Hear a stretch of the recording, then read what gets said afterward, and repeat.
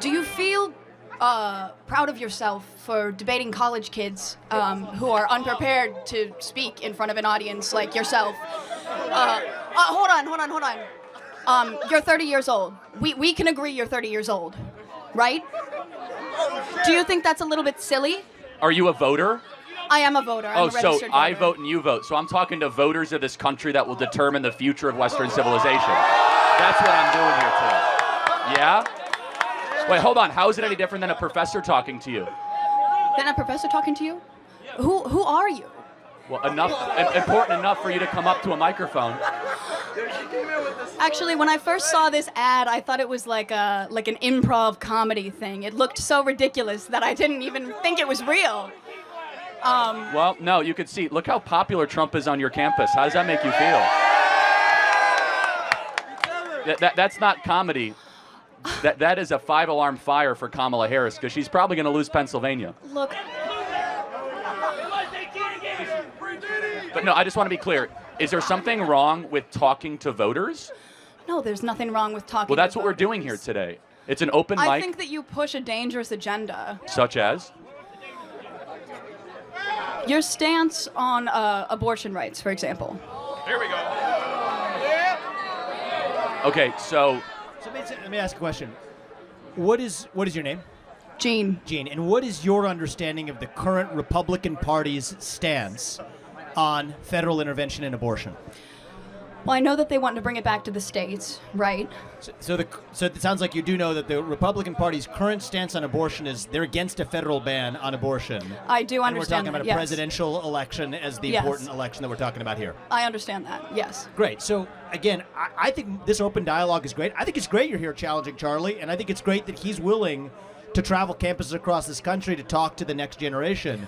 We need more conversation. Now, where's the disagreement, though, on content? Because you could criticize style or why you're talking to people or dunk on someone personally, but where do you actually disagree with the substance? I agree with the way that you edit content and specifically frame it so that people look bad talking to you. The way that you edit your content. we post unedited content.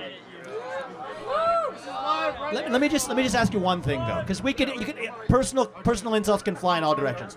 Where is an area where you have a disagreement with the conservative movement, with Donald Trump, with Charlie Kirk, perhaps with myself? I was a presidential candidate last year. I think we need to talk about that more in the open, and the more we do, the stronger our country is going to be.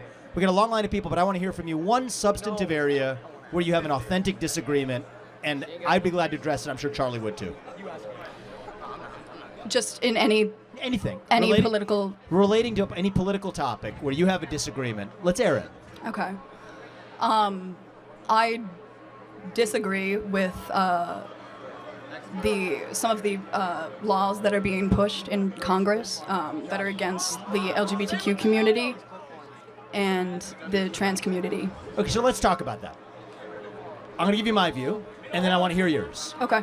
My view is that if you're a fully grown adult, 18 or above, you're free to live how you want, dress how you want, marry who you want if you want, if you're over the age of 18. I agree. But you are not free to indoctrinate children in schools who are not yet of the age of consent. You are not free, just as you're a 17-year-old or a 15-year-old can't get a tattoo on their own, I don't think that you should be able to go or until the age of 18.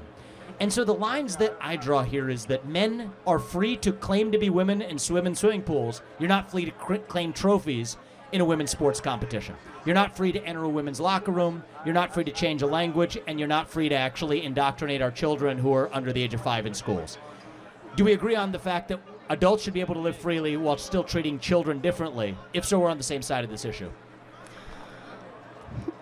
Listen, I agree with the majority of what you said. However, I don't think that you're understanding the implications of the laws that are trying to be passed. Look, we got a head start in the conversation. We got a long line behind you. But my only ask is, forget the personal attacks or the stylistic attacks. Focus on substance. The more we debate that, the stronger we're going to be as a country. Thank you for coming. Thank you. I don't think you're focusing on substance, though. That's the issue. Hold on. Look, he intentionally tried to provoke substance out of you. and you said, well, I'm worried about some laws Congress should pass. I have to ask, what laws are you talking about? Can you be specific? I'm sorry, I'm very nervous, but this is what you do. This is what you do. You take people and you put them under the spotlight, and you. Well, hold on. I didn't ask you to come up here. You voluntarily came to the front of the line. You didn't have to do that. You're purposely antagonizing people on campus, asking How? people to come up by spreading your weird agenda. How? What agenda is that? I'm confused though. So Charlie, I'll say this.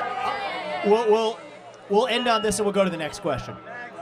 When I was 18, and I'm not going to blame you for this, I also took for granted a lot of the stuff that the media force-fed me, because that's what you know at the age of 18.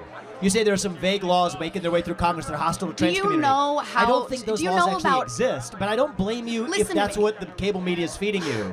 But let's get to the specifics, and then we're able to actually have an open dialogue. And that's one of the things I've learned over the last 20 years. I think that the issue is we're getting our media from different sources. Both people are getting media from these skewed sources. The facts that you're presenting are not always correct. And that's why we're here with no TV screens between us. So people who have policy-based substantive disagreements, we invite those. I think that's how we're going to get our country back. And as it relates to trans, which you brought up, 18 or above, you're free to live how you want. You're not free to force that onto somebody else, or especially kids. And if we agree on that, we make some progress. Thank you. Disagreements, yeah.